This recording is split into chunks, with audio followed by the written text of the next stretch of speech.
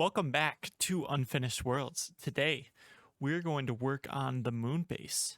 Now, the moon base, it's just an outline so far, and I think it is about time to fill this thing in and to put some lighting in. So, let's get to building. This base has been a struggle. Like, this has gone through so many revisions since its inception.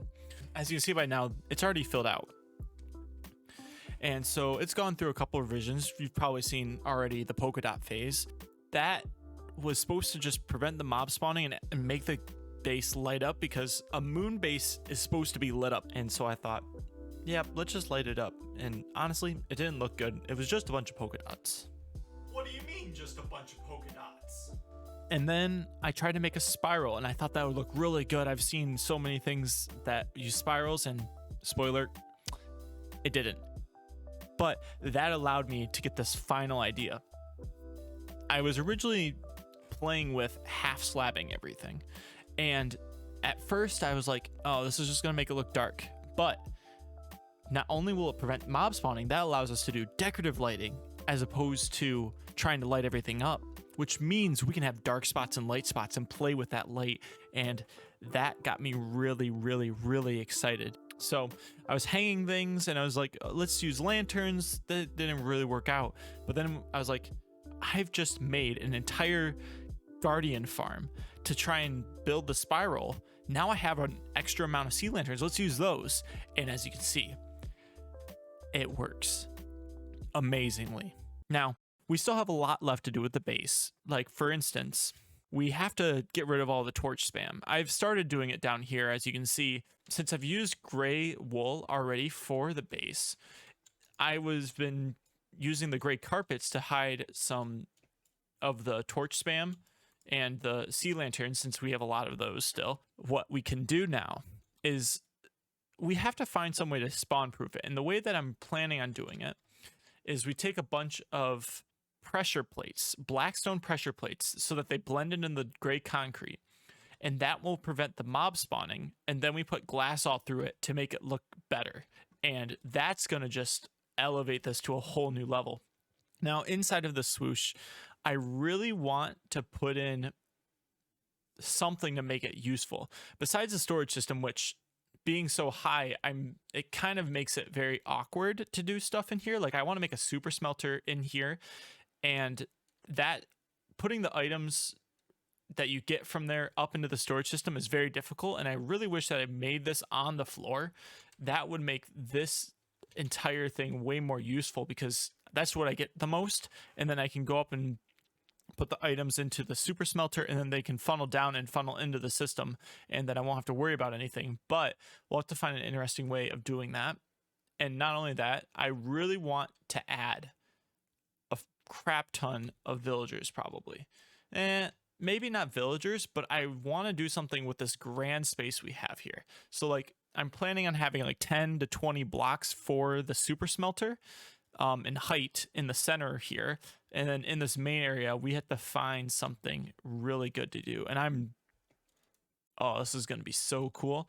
And not only this big tower, I really want to expand this moon island.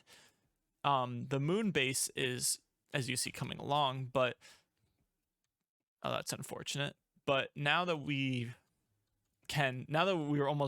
like 3/4 of the way done with this base, we can add like transport systems, and then we can build like a mini swoosh or like another tower and have transport in between those.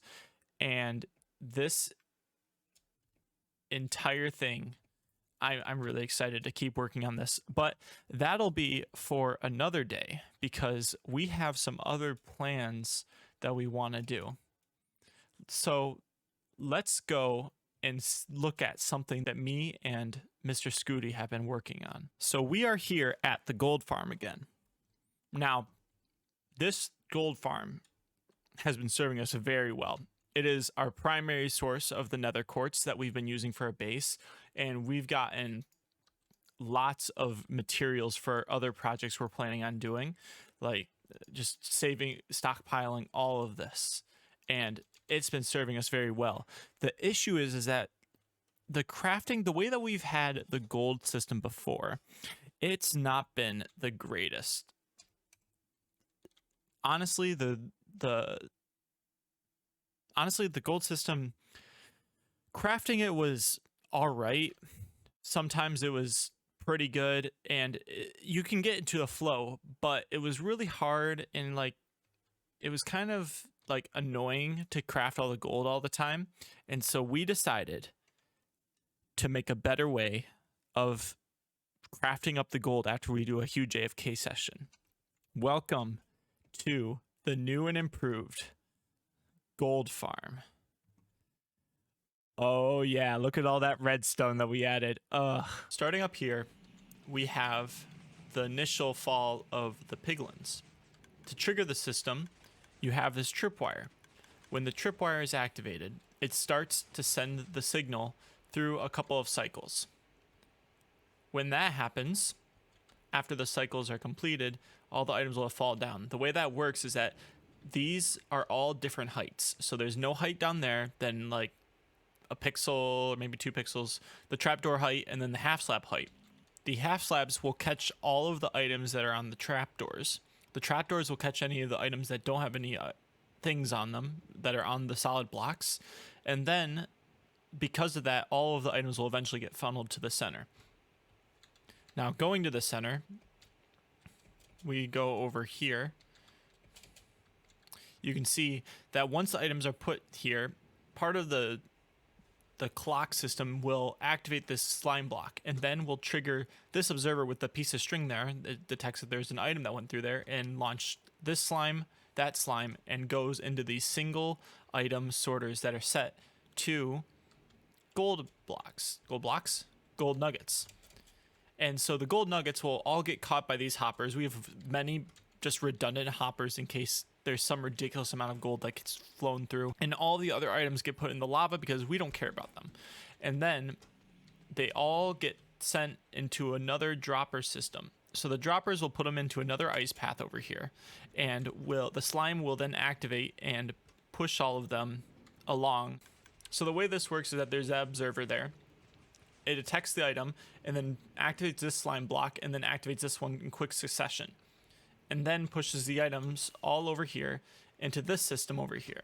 These systems, these are the 4 times hopper speed shulker box loader. Now, we don't expect it to be needing that much, but it's good for redundancy. And also, it allows us to only need to fill 2 shulker boxes at a time, so we don't have extra shulker boxes laying about with like 8 shulker box loaders. And so we'll only have 2, and they go at 4 times hopper speed. They get collected in this hopper and then that hopper, and there's the overflow is over here and then all the way around to here.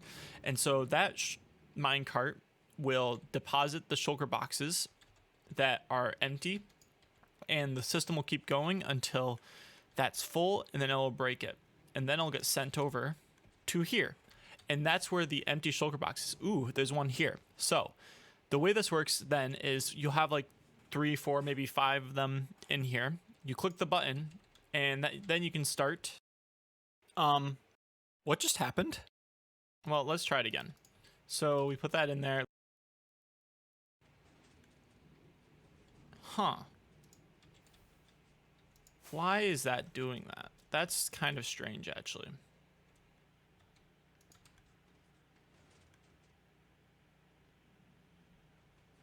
All right, something's wrong with the redstone. Would you look at that? It works. So what you're supposed to do is take the gold out and then craft a bunch of it like this. Put it in this, then take this out, and then when you're done with it, it should break. There it is. Now it's working. Goes like that, and then you put this in here. And then you make 3 stacks, and so after 9 of them, this will break and be put down into here. That's kind of how this thing works. The piglins go and get killed. The shifting floor funnels the items down into the center, gets transported to the single item sorters to filter out all of the gold. spits the gold back out and puts it right into the shulker box loading system. And then the shulkers get transported down to here, where we can then craft them in a very efficient manner, and then get full shulker boxes of gold. Pretty simple, kind of. But it's been working very well so far, and we are very, very happy with it. It's made gold processing a lot easier. But I think that about does it. Thank you so much for watching, and I really hope you enjoyed the video. And if you would like to see more, subscribe. Goodbye.